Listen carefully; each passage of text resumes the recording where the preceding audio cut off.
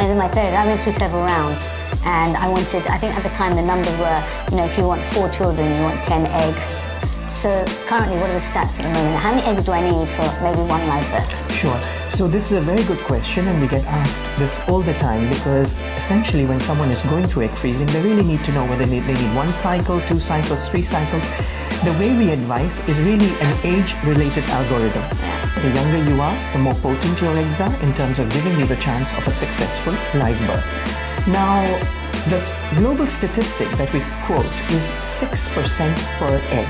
6% pregnancy rate per egg. Right, okay. So that is provided you are under the age of 35. If you're in your 40s and you freeze your eggs, of course it's going to be a much lower chance of success. Absolutely.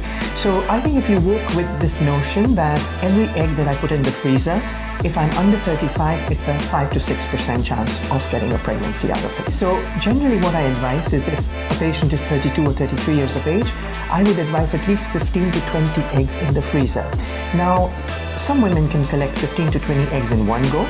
Some, if they have a low ovarian reserve, it takes them 3 cycles to collect those number of eggs. Now, of course, there's never that magic number as to what is the right number, because ultimately, as you know, Dr. Wali, egg freezing is not a guarantee. It is potentially an opportunity to have a child later on for a woman who's considering putting her reproductive journey on hold. And that's why it's very important to firstly assess the ovarian reserve. The good thing is that we have blood tests now which are very non-invasive, whereby a woman can really know what her fertility potential is in terms of ovarian reserve. And what are we looking at, like AMH and... AMH, absolutely. So a very simple test to do at home is a simple quick test whereby you collect a few drops of blood and we can exactly tell you what your ovarian reserve is. And it's not always, it shouldn't be taken for granted that just because you're young, you could have a very good ovarian reserve, because some women in their very early 30s have a very declining ovarian reserve.